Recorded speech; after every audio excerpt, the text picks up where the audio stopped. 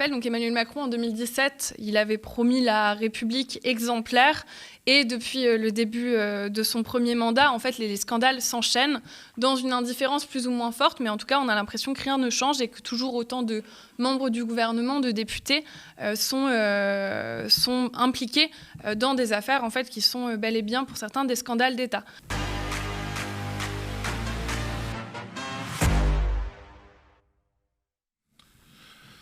Alors Marion, depuis quelques jours, la presse et les commentateurs évoquent l'interview et les photographies faites par Marlène Schiappa dans Playboy. Ce sujet ne devrait pas nous intéresser un seul instant puisqu'il nous détourne de ce qui pourrait être un scandale d'État dans le contexte déjà tendu de la mobilisation contre la réforme des retraites.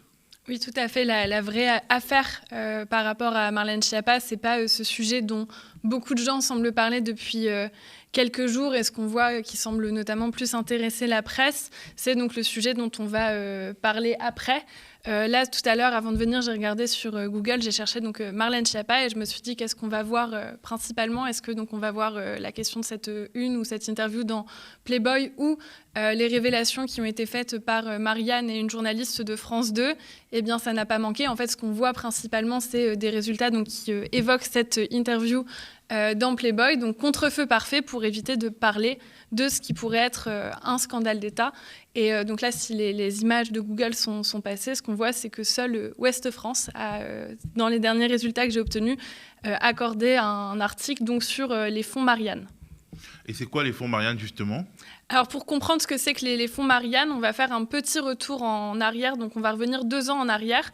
Au début de l'année 2021, donc Marlène Schiappa, qui est donc maintenant secrétaire d'État chargée de l'économie sociale et solidaire, ainsi que de la vie associative, ce qui reste important pour comprendre ce qui se passe aujourd'hui. À l'époque, en 2021, elle était ministre déléguée à la citoyenneté auprès du ministre de l'Intérieur. À un moment, elle lance les fonds Marianne, donc au moment où donc, Samuel Paty, qui était professeur d'histoire-géographie à Conflans-Sainte-Honorine, était assassiné par un terroriste islamiste. Donc suite à ça, on a donc des mesures qui sont prises, et notamment la création de ce fonds, puisque donc, à ce moment-là, le gouvernement veut défendre les valeurs de la République en ligne et lutter contre le cyber-djihadisme. Et il lance un appel à projet de 2,5 millions d'euros de la part, donc, qui est lancé par le comité interministériel de prévention de la délinquance et de la radicalisation. Donc, j'ai parlé de cyber-djihadisme. L'objectif à l'époque, c'est de faire face à la je cite, propagande séparatiste et défendre les valeurs républicaines. Donc Marianne, on reviendra après sur le fond de l'article, déjà note que donc ils ont eu du mal à accéder à ces 17 candidatures. Là, tu parles du journal Marianne. Oui, pardon, je parle du journal Marianne et pas du fonds Marianne. Donc le journal Marianne a noté qu'ils ont eu du mal à accéder en fait à ces 17 candidatures. Par ailleurs, les journalistes étaient très étonnés effectivement de quelque chose. Donc, quand on lance un appel à projet, on se dit on va voir le temps que l'information circule, que les associations découvrent qu'il y a un appel à projet, qu'elles montent le projet, qu'elles définissent une équipe, etc. C'est un processus qui va mettre du temps. Et les journalistes se sont étonnés du fait qu'en fait, le processus a été très rapide puisqu'il s'est étendu que sur 3 semaines. Alors, ils ont fini par obtenir donc, la liste des associations lauréates. Et ce qu'ils notent, donc là je les cite, c'est que 3 structures se partagent à elles seules 1 million d'euros, donc soit à peu près la moitié du fonds. Et notamment, il y a 2 personnes qui, donc pas des associations des lauréats, mais 2 personnes qui sont administrateurs d'associations, d'une association notamment qui s'appelle Mohamed Sifawi et Cyril Karoungaran, qui ont obtenu donc 120 000 euros pour se rémunérer. On verra après que ce n'est pas du tout l'objet du fonds. Mais donc, voilà, l'article de Marianne et les travaux d'une journaliste de France 2 qui s'appelle Sophie Broyer donc, lance un petit peu l'alerte. Et ce n'est pas quelque chose de récent, puisque déjà, en fait, il y a quelques mois, donc Marianne avait commencé, le journal avait commencé à essayer de s'informer. En novembre 2022, Sophia Chikirou aussi a posé une question écrite. Voilà, députée FI NUPES a posé une question écrite qui était restée sans réponse concernant justement la grande opacité dans la démarche d'attribution de ces fonds. Elle a réitéré sa question donc, le 21 mars 2023. Il n'y a toujours aucune réponse qui n'a été donnée concernant les modalités d'attribution. Et on va voir un extrait du reportage de France 2 pour voir un peu ce qui a été découvert. Il y a 2 ans, le ministère de l'Intérieur lance un appel à projet pour soutenir des actions en ligne à portée nationale destinées aux jeunes de 12 à 25 ans exposés aux idéologies séparatistes.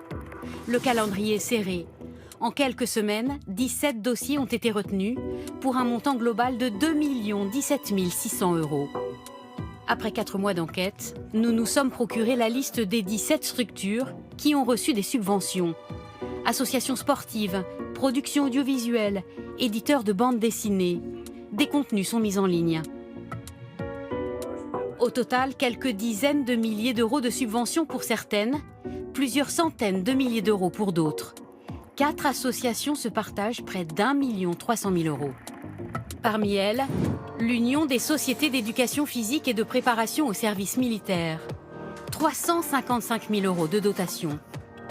Avec pour objectif, selon la convention d'attribution, déployer un contenu multimédia et un message positif de réenchantement des valeurs de la République. Une association présidée à l'époque par Cyril Karounagaran, au sein de laquelle on trouve également Mohamed Sifaoui, un expert reconnu des questions de radicalisation.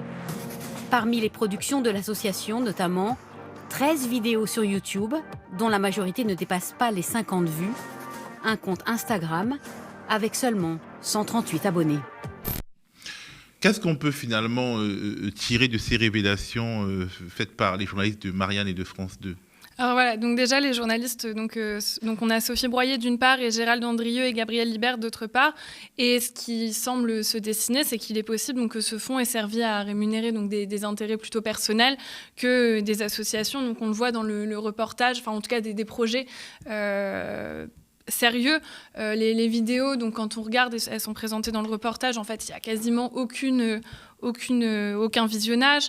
Dans les choses qui ont été créées, par exemple, il y a un compte Facebook qui n'a que 5 amis et globalement aucune publication à son actif. Donc en fait, c'est quasiment du travail fantôme avec des personnes. Et ce qui est intéressant aussi, donc les personnes que j'ai citées plus tôt et qui sont citées dans le reportage, qui ont empoché 120 000 € de salaire, alors que les statuts de leur association interdisaient aux administrateurs de toucher une quelconque rémunération. Et ce n'était pas non plus l'objectif de ces fonds Marianne. Ce que les journalistes notent, c'est que certains mois, ils se sont rémunérés à 2 ou 3 reprises. Et ce ne sont sans doute pas donc, les 10 salariés de cette mission-là qui ont été rémunérés, mais seulement eux. Et ce qui leur permet d'affirmer ça, c'est qu'ils ont pu consulter les relevés bancaires de l'association, donc qui montrent qu'il y a eu assez peu de mouvements d'argent et vers un nombre très restreint de personnes. Voilà, peut-être quand même noter, là je voyais ça tout à l'heure, que certaines personnes donc, évoquées dans l'affaire ont commencé à répondre, et surtout que le secrétariat d'État à la citoyenneté, qui est dirigé par Sonia Backès, qui est aussi rattachée au ministère de l'Intérieur, a annoncé qu'ils allaient diligenter une enquête et rendre des conclusions fin mai 2023. Pour autant, même en attendant, quand même, il y a quand même beaucoup de choses, disons, qui restent très très douteuses, et par exemple Marlène Schiappa globalement refuse de répondre, donc c'est important que ces révélations qui ont été faites par des journalistes ne retombent pas en attendant la fin du mois de mai. On peut dire que c'est quand même un mépris assez manifeste de refuser de répondre à des questions de journalistes avec des faits aussi fortement étayés. Quand même, a priori, quand on est au service de l'État, on a un devoir de répondre quand on nous pose des questions, quand des journalistes, en plus des journalistes du service public pour le coup, nous posent des questions. On voit bien que derrière l'affaire Playboy, il y a quelque chose de beaucoup moins anecdotique. On peut parler de scandale, et ces révélations s'ajoutent en réalité à une longue liste de scandales que connaît l'entourage du président Emmanuel Macron. Oui, tout à fait. Pour rappel, donc Emmanuel Macron, en 2017, il avait promis la République exemplaire. Et depuis le début de son premier mandat, en fait, les scandales s'enchaînent dans une indifférence plus ou moins forte. Mais en tout cas, on a l'impression que rien ne change et que toujours autant de membres du gouvernement, de députés, sont impliqués dans des affaires en fait, qui sont bel et bien, pour certains, des scandales d'État. Alors, avant de venir, j'ai regardé. Donc, déjà, on peut citer Alexandre Benalla, il y a Éric Dupond-Moretti, quelqu'un qui était un peu passé sous les radars, qui n'est plus ministre délégué aujourd'hui, mais qui était Alain Griset lors de la précédente mandature, qui avait été condamné à 6 mois de prison avec sursis et 3 ans d'inéligibilité avec sursis pour déclaration incomplète de son patrimoine. Une autre affaire, et quelqu'un qui, pour le coup, reste en place, c'est Alexis Collère, qui est secrétaire général de l'Élysée depuis 2017. C'est pas n'importe quel poste. C'est ça, et très régulièrement, c'est un poste moins, disons, médiatique, mais cette personne, très régulièrement, son nom revient dans la presse par rapport à l'affaire MSC dont je vais parler très rapidement après, et il reste en place. Ça fait maintenant plus de 6 ans qu'il est secrétaire général de l'Élysée, et pourtant, donc, en fait, il a des liens avec un armateur, donc MSC, Mediterranean Shipping Company, qui est dirigé par un des cousins de sa mère, et il est soupçonné de trafic d'influence et de prise illégale d'intérêt par le parquet national financier, ce qui n'est pas rien. Et surtout, c'est des suspicions le concernant qui sont encore une fois très étayées et qui remontent à avant 2022. Pourtant, il est resté en poste. On a tout un tas, encore une fois, de reportages assez solides de journalistes. Je pense par exemple aux journalistes de Off Investigation qui étayent encore un peu plus les soupçons du parquet national financier. Et cet homme reste à sa place, il ne bouge pas.